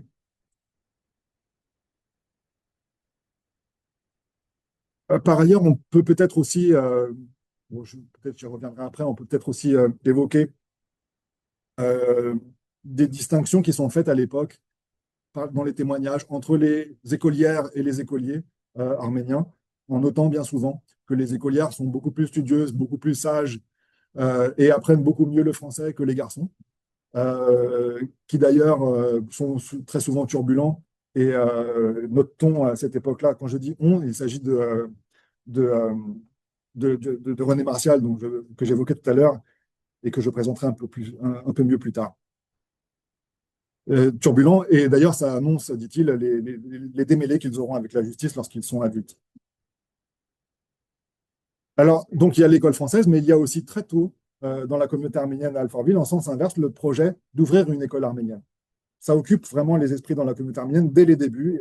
Aratch, dès 1925, fait état de la volonté, des efforts qui commencent déjà à être menés pour ouvrir une école arménienne. Il y a un appel aux parents d'Alfortville qui paraît en 1927, un autre en 1927, qui décrit donc la fête de fin d'année des parents d'élèves de l'école arménienne qui est ouverte dans la chapelle que les Arméniens ont édifiée tout au sud d'Alfortville, dans la rue de Nice. En 1925, ils édifient une chapelle et cette chapelle, donc le jeudi, accueille des enfants arméniens. 70 enfants, dit l'article. Non, pardon, 21 enfants, mais on compte que le chiffre va aller en augmentant. Mais en fait, bon, le terrain est inapproprié, il est difficile d'accès. Et donc, on souhaite, dans Alatch, on fait appel aux parents pour qu'ils s'investissent financièrement et qu'on trouve une meilleure solution. Et d'ailleurs, ces choses faites 3 ans plus tard, vous voyez sur cette image, l'arrière-plan, le mur que vous apercevez, donc c'est le mur de l'église arménienne Saint-Pierre et Saint-Paul, qui est édifiée en 1930. Et vous voyez donc ici l'école de l'UGAB, l'école que l'UGAB ouvre sur les bancs même de l'église en 1930. Et quelques temps plus tard, une deuxième école ouvre, dans ce qui devient donc le Hayagump, qui est aussi surnommé. C'est pas une deuxième. Ah, elle prend le relais. Ouais. Et comme la Croix-Bleue un local, elle a laissé la place, d'accord. Donc d'abord l'école de l'UGAB et puis ensuite l'école de la Croix-Bleue, enfin de la Croix-Rouge, hein, qu'on appelle Croix-Rouge à cette époque-là. Oui. Alors ici, vous voyez une photographie des élèves de cette école et vous voyez donc juste derrière la pancarte, là, le docteur Kutukian qui dirige l'école, qui dirige la Croix-Bleue, Croix-Rouge à cette époque-là. Voilà une autre photographie, c'est une école hebdomadaire, c'est l'école du jeudi. Là, à l'intérieur du Hayagump, on retrouve encore le docteur Kutukian ici et son épouse, l'écrivaine et poétesse arménienne qui habite à Alfortville, donc Hélène Puzant.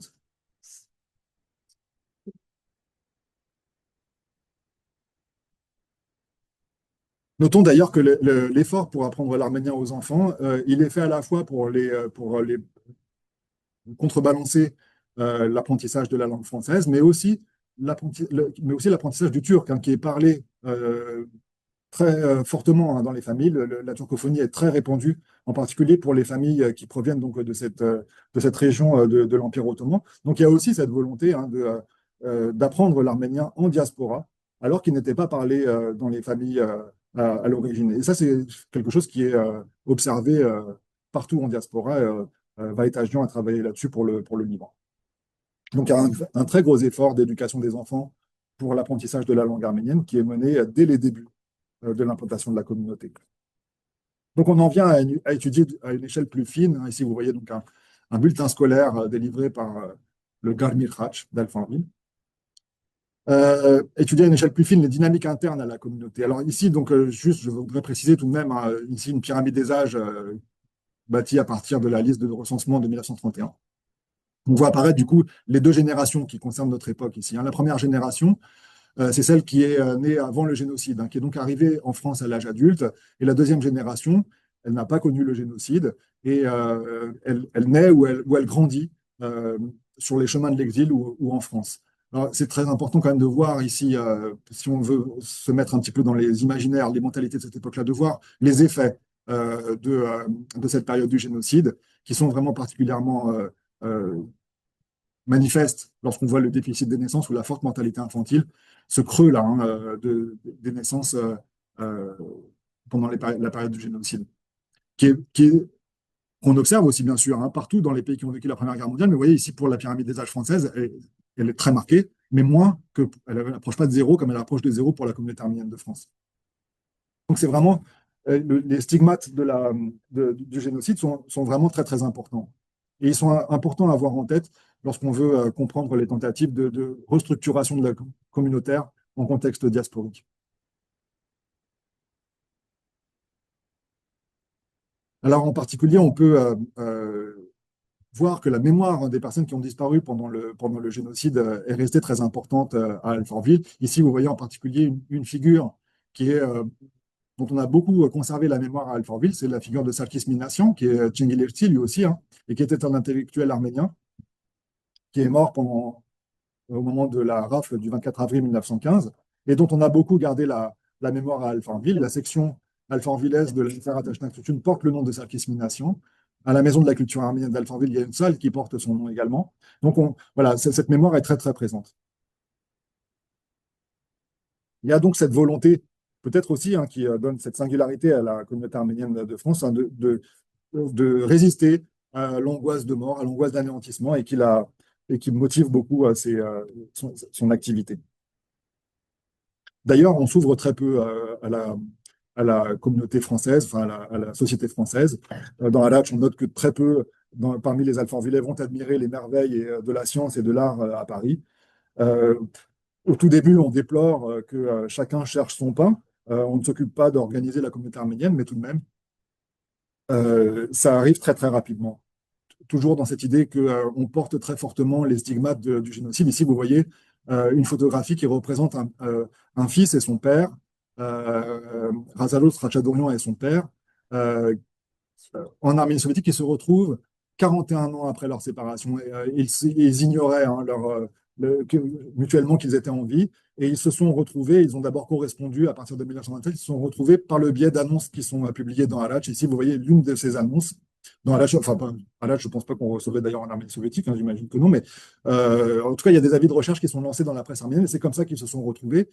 Et donc, le fils a pu retrouver physiquement son père au moment où l'Arménie soviétique s'ouvre au tourisme dans les années 1950. Et ici, vous voyez donc Göpendelvi, ces avis de recherche qui sont publiés, et tout en bas, une annonce qui concerne la communauté arménienne d'Alfortville. Alors voilà, ces organisations, elles naissent très très rapidement. Vous voyez la première de ces organisations, de ces associations qui naissent à Alfortville, l'Union de la jeunesse arménienne d'Alfortville, 5 avril 1926, c'est la date de la photographie, dans la cour de l'école Étienne Dolay.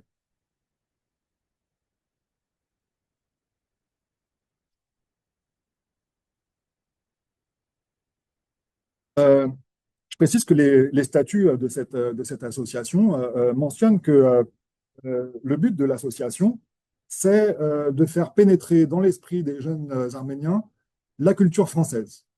C'est indiqué comme ça dans les statuts qui sont déposés à la préfecture.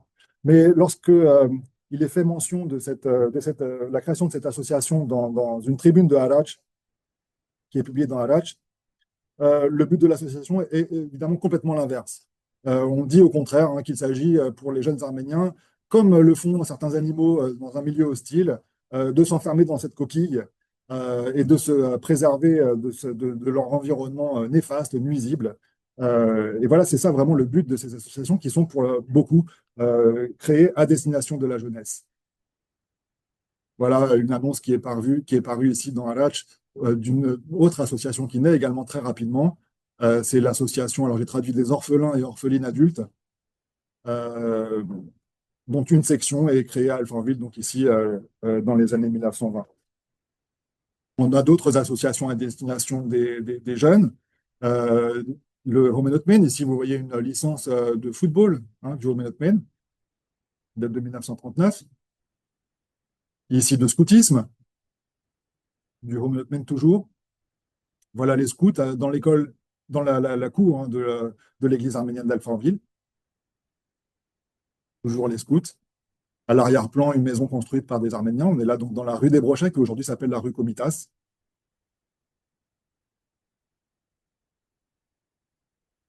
Les scouts devant le bus 103. Ils font coucou, on peut leur faire coucou nous aussi. Toujours à destination des jeunes, donc le Sanot Mioktune, ici la troupe de danse. Et puis aussi des associations compatriotiques, et en particulier très active, l'association des compatriotes de Tchenguiler, que vous voyez ici, dans le Hayagump, qui est surnommé le Teneke Palace. Vous voyez le toit en tôle ondulée, c'est un néologisme donc franco-turc, le Teneke, la tôle ondulée, Palace, parce qu'on a le sens de l'humour. Donc des annonces qui paraissent dans la presse pour les activités de l'association des Tchenguilersi à Alfortville, ici, le Noël ou l'Assemblée générale. Un dessin qui est reproduit ici dans un livre consacré à Tchenguiler qui est paru donc à Paris en arménien en 1973. Et ce dessin a été réalisé sur la description du village d'origine par le père. Il a été réalisé par le fils. Et il représente donc la manière dont le fils imagine Tchenguiler sur la base du récit de son père. Et on reconnaît d'ailleurs les usines des cheminées, les cheminées pardon, des usines de soie. Alors, il y a aussi le théâtre qui joue un rôle très important à Alfortville. Je m'y attarde un tout petit peu, vraiment un tout petit peu. J'aurais beaucoup à dire. Ici, vous voyez des annonces pour des spectacles, donc des représentations théâtrales à Alfortville, qui paraissent dans Harach ou dans la presse communiste. Aussi, vous voyez Zankou en haut à gauche. Et ici, donc, une image d'une pièce de théâtre qui a eu lieu à Alfortville, qui est présentée par la troupe du théâtre populaire arménien, qui est dirigée par Sarkis Torosyan, qui interprète ici une œuvre d'Alexandre Chervanzadeh qui s'appelle Le Mauvais Génie, pardon, à la salle des fêtes municipale d'Alfortville en décembre 1929. Elle tourne un peu partout en région parisienne, au moins, et peut-être même en France, cette troupe. Et puis une autre troupe, d'abord marseillaise, qui s'appelle Haïsirouni à Marseille et qui est dirigée par Hovse Pouzounian. Et ici, elle interprète Othello à Marseille, Othello de Shakespeare, le 22 mai 1926. Et puis ensuite, Hovse Pouzounian quitte Marseille et il vient s'installer à Alfortville et il continue ses activités théâtrales. On a là aussi des archives qui sont magnifiques, qui nous ont été confiées par ses descendants. Et en particulier, donc, ici, vous voyez ces cahiers manuscrits dans lesquels il note tous les rôles qu'il va ensuite apprendre à tous les acteurs, tous les comédiens de sa troupe, un par un. Ici, donc, quand vous voyez Élise, Cléon, pour la pièce de l'Avare de Molière. Est-ce que vous avez un rapport avec Jean-Jacques Valoujan? C'est le père de Jean-Jacques oui, Valoujan. voilà. Tout à fait. Parfait. Voilà un autre de ces cahiers manuscrits. Là, c'est une pièce du répertoire arménien sur la droite, et puis une annonce pour l'une de ses représentations à Alfortville. Et là, des images d'un Sherlock Holmes en arménien qui est présenté au Hayagump. Vous voyez au centre Ovsé Pouzounian, avec les cheveux en arrière. Voilà la troupe de théâtre arménien d'Alfortville. Alors, donc, il y a une vie culturelle qui est assez assez importante, mais c'est vraiment une communauté populaire, hein, c'est pas du tout une communauté d'intellectuels. Tout de même, il y a une librairie, même peut-être plusieurs, hein, parce que l'association des orphelins et orphelines fait des annonces dans Harach pour recevoir des dons de livres. Bibliothèque, pardon. J'ai une librairie. Bibliothèque. Et une vie religieuse, bien sûr, une vie religieuse très importante. Donc, j'en ai déjà parlé, hein, l'édification de l'église Saint-Pierre et Saint-Paul, qui démarre en 1929. Bon, on ne voit pas très bien ici les plans qui sont conservés aux archives municipales. L'inauguration qui a lieu donc en 1930. Voilà, avec une vie religieuse évidemment très, très intense. Ici, pardon, quand même, je précise, hein, c'est une photographie que j'ai tirée de l'ouvrage de Patrice Jolian. C'est une photographie qui a été prise donc, par son père, Rico Jolian, pour les studios Arax, un mariage, donc à l'église. Ici, une autorisation qui est faite par l'éphorie de l'église arménienne d'Alfortville pour abattre 2 moutons au moment de Noël et partager la viande aux pauvres. On est là en 1932. Il y a également une église évangélique qui apparaît aussi à Alfortville. Et d'ailleurs, ce prêtre-là, alors il apparaît vieux ici sur ce dessin. En fait, ce dessin, il provient du premier article de la presse française qui est consacré aux Arméniens d'Alfortville et qui paraît donc en 1927, le 11 avril 1927. Il est intitulé L'Arménie à Alfortville. Et la journaliste, donc, qui se rend en reportage à Alfortville, rencontre, parce que c'est le seul avec qui elle peut communiquer, il parle en anglais. C'est le pasteur arménien. Il est envoyé en mission des États-Unis pour venir évangéliser, hein, la communauté arménienne d'Alfortville. Et c'est lui qui lui sert de guide à Alfortville. Et bon, voilà, elle raconte un peu ses aventures, ses mésaventures et ses difficultés à se faire comprendre dans la communauté arménienne. Voilà cet article. Là, il y a pas mal de presse, hein, française c'est quand même aussi une particularité, ça montre aussi l'importance de la communauté arménienne d'Alfortville. Il y a beaucoup de presse, hein, qui s'intéresse à cette communauté, qui mène des enquêtes, qui font des reportages. Donc cet article du Guet Godin, pardon, le quotidien, c'est un quotidien à grand tirage encore dans les années 1920. Il est plutôt agréable d'ailleurs, hein, plutôt sympathique. Huguette Godin, elle se montre curieuse, bienveillante. Euh, il y a aussi des articles qui sont un peu moins sympathiques. Ici dans Paris Soir. Alors, Paris Soir, c'est vraiment un très gros journal. En 1933, il tire 1 million d'exemplaires en France. Donc, c'est vraiment de la presse populaire, de la presse à grand tirage. Et d'ailleurs, bon, qui utilise beaucoup la photographie, vous voyez là, l'intérieur d'un café, on voit les hommes qui jouent. On le voyait aussi, on les voyait d'ailleurs. Et horrible cet article-là. Je l'ai mis dans votre Oui, oui, il est très. Bah, il y en a beaucoup, hein, dans la même veine, je vais y revenir. Voilà encore une autre des photographies de cet article-là où on voit donc, les jardins qui sont partagés à l'arrière des immeubles, hein, construits par les Arméniens. Alors ça, c'est pas du tout dans un article, mais ça montre bien aussi la vie communautaire, hein, ces familles qui se retrouvent devant leur maison le soir, qui discutent, etc. Il y a tout un réseau de sociabilité vraiment villageois. On le voit aussi ici, dans la rue Nouvelle. Voilà, des scènes de rue, hein, des scènes de vie quotidienne. Alors, une vie associative qui est extrêmement dense, hein. Vraiment, les associations sont très, très fortes et elles permettent vraiment de structurer la communauté. Ici, donc, on voit le Galmirach, Gabutrach, dont je parlais tout à l'heure, certaines de ses membres encore ici. Ceux qui dirigent, hein, la Croix-Bleue d'Alfortville à cette époque-là, donc Hélène Puzante et le docteur Kutukian. La section alforvillaise de la FRA Tachnak Futun. Alors, la presse de cette époque-là donc, est très riche, hein, du point de vue Tachnak. Donc, et puis aussi, les personnes qui sont venues nous confier des documents nous ont beaucoup documenté sur. Mais il y a aussi une section locale du HOC qui est également très dynamique et avec laquelle, d'ailleurs, les relations sont souvent tumultueuses. Alors, souvent tumultueuses, puis je pense que je vais peut-être arrêter là un petit peu après, hein, ouais. Souvent tumultueuse. D'ailleurs, cet épisode, on peut peut-être le souligner. C'est un article qui paraît dans Harach le 29 avril 1937. Donc, on est dans la période du Front populaire. Les tensions commencent à s'aviver un petit peu, mais elles s'étaient détendues sous l'effet du Front populaire entre socialistes et communistes, hein, à l'échelle française. Par contre, ce n'est pas le cas du tout dans la communauté arménienne entre Tachnak et communistes. Où en particulier au moment de l'annonce donc de la participation de Marcel Capron, du maire d'Alfortville, du maire communiste d'Alfortville, à la manifestation, enfin à la cérémonie organisée par la FRA au Hayagump pour la célébration, enfin la commémoration d'avril 1915. les responsables Tachnak, en particulier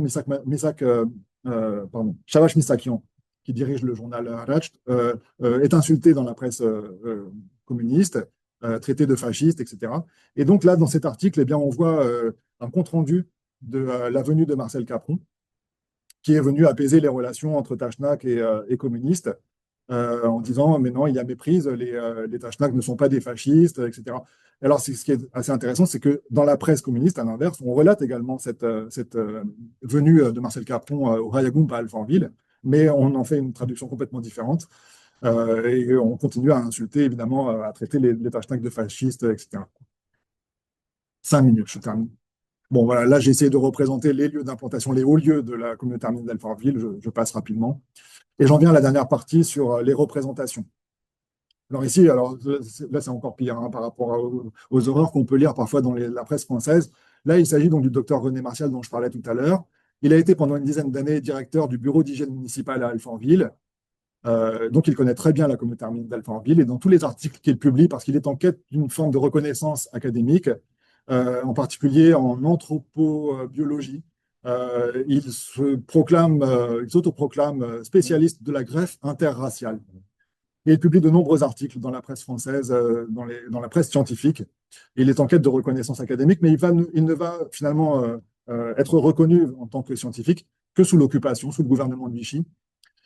Et il publie à ce moment-là un livre qui s'appelle Les Métis, il en publie d'autres, mais il publie en particulier celui-ci, dans lequel il dément ce qu'il annonçait, ce qu'il disait au sujet des Arméniens d'Alfortville, qu'il prend souvent comme exemple. En 1934, dans un article qu'il publiait, il disait simplement « La greffe interraciale, la greffe avec les Arméniens, peut-elle prendre? Oui. Point. » Et là, en 1942, c'est non, pas du tout. Il faut surtout se méfier des Arméniens. Il faut absolument éviter leur contact. Il faut absolument éviter. Et d'ailleurs, si on peut les expulser, c'est mieux. Les envoyer dans une colonie lointaine. C'est ce qu'il dit dans sa. Voilà, il dit les apatrides doivent être purement et simplement déportés en quelques colonies où, grâce à la concession gratuite d'un peu de terre, ils arriveront peut-être à se tirer d'affaire. Donc, il y a un niveau d'hostilité qui est resté quand même largement majoritaire, mais qui est présent. Des manifestations de xénophobie, donc de racisme. On en voit dans les témoignages. Voilà, comme on représente ici les femmes arméniennes dans cet article de Paris Soir qu'on voyait tout à l'heure. Batan Barbarian témoignait de cela. Il disait que lorsqu'il faisait la queue au magasin sous l'occupation, avec sa mère et ses amis, ces femmes-là qui sont vêtues de noir, qui sont voilées, on les traite de dorifores. Les dorifores sont ces insectes ravageurs des cultures de pommes de terre. Donc, voilà, il y a vraiment un vocabulaire raciste qui s'exprime, même s'il n'est pas forcément majoritaire, et même si les Arméniens, même si dans la mémoire arménienne à Alfortville, on a peu gardé finalement ce type de relation. Alors, donc je disais, il y a beaucoup de presse qui paraît avec des reportages assez longs sur la communauté arménienne d'Alfortville. J'ai déjà parlé de celui-ci tout à l'heure. Cet autre-là, que j'évoquais également avec l'interview de Lucien Breneau, cet article de Paris Soir, donc on vient d'évoquer, qui sont dans la même veine, c'est-à-dire qu'ils ne sont pas ouvertement hostiles, mais ils sont franchement désagréables, et il y a beaucoup de poncifs xénophobes qui apparaissent très régulièrement, toujours ici dans La Liberté, en 1934. Ce sont tous des journaux à grand tirage. C'est vraiment de la presse populaire, avec beaucoup de poncifs xénophobes qu'on retrouve très très souvent les mêmes. Alors là, par contre, on est dans un autre type de presse. Là, c'est vraiment la presse d'extrême droite. Je suis partout. Lucien Rebattet, qui fera carrière sous l'occupation comme collaborationniste.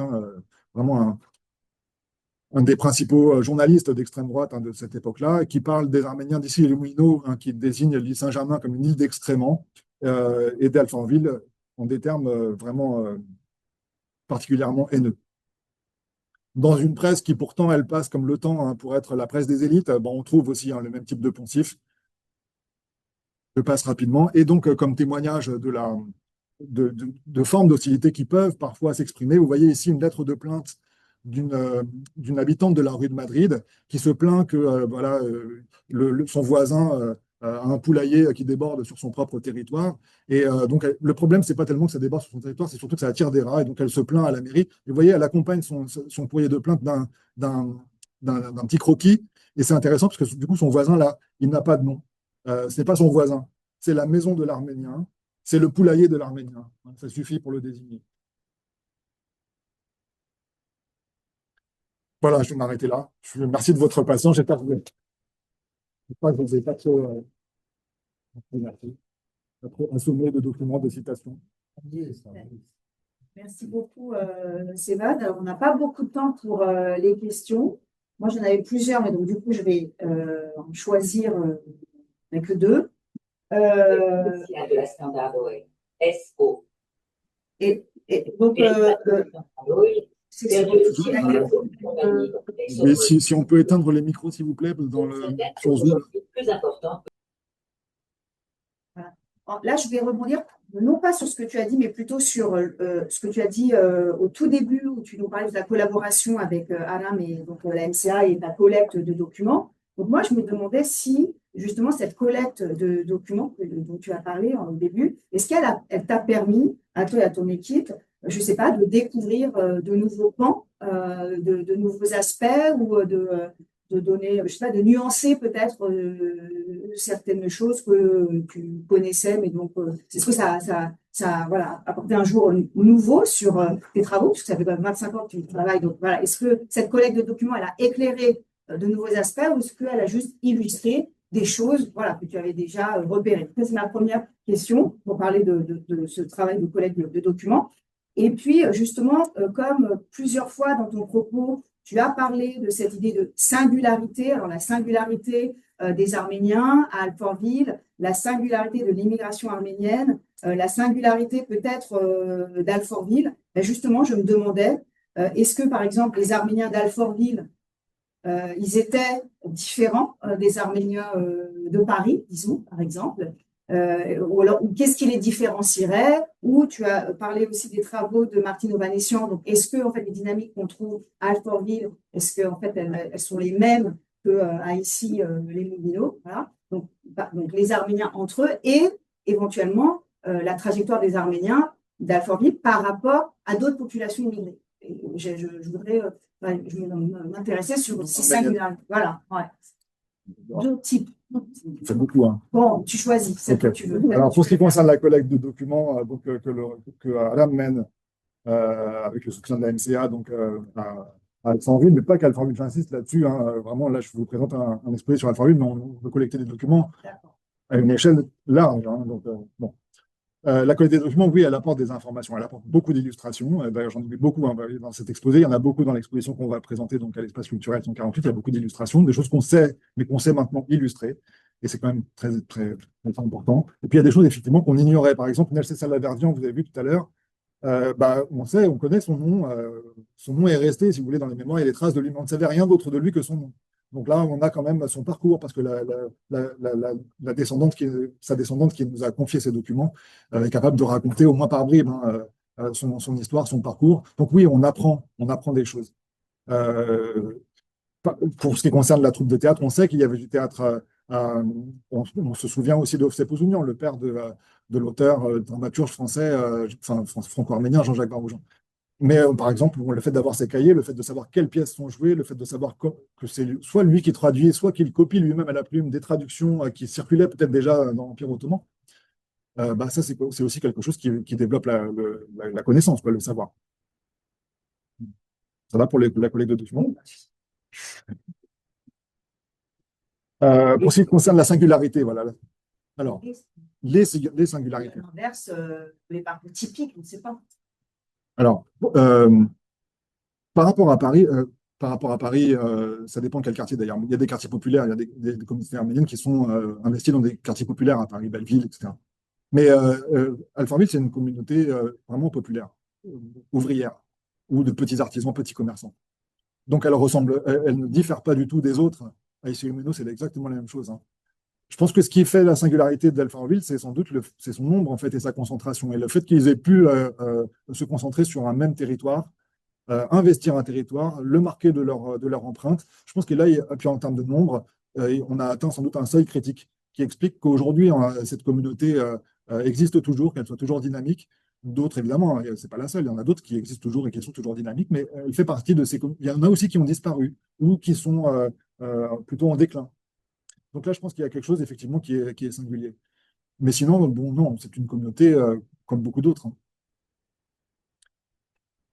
Euh, alors, par rapport à d'autres immigrations, là, c'est difficile effectivement de faire des comparaisons. C'est hyper stimulant, hein. En fait, bon, ça m'intéresse beaucoup de faire des comparaisons. Dans le domaine de l'histoire de l'immigration, c'est vraiment quelque chose, un champ de recherche qui prête vraiment à la comparaison. Mais c'est difficile, faut faire très attention. Effectivement, il y a cette singularité d'être à la fois réfugié politique, exil forcé et en même temps main-d'œuvre, immigration économique, main-d'œuvre importée. Vraiment, il y a le projet, la volonté de faire venir des travailleurs arméniens pour remplacer la main-d'œuvre française qui manque. Donc, cette double identité, on peut dire, de l'immigration arménienne, effectivement, elle est singulière. Et elle empêche quelque part des comparaisons. Par exemple, si on compare avec les Espagnols qui arrivent dans les années 1930, par exemple, ou même les Portugais qui sont déjà arrivés avant, pendant la Première Guerre mondiale, c'est assez différent. Euh, c'est une immigration familiale, c'est une immigration euh, qui développe des stratégies d'entraide et donc des structures communautaires, comment dire, des spécialisations ethno-professionnelles, je ne sais pas comment on peut dire.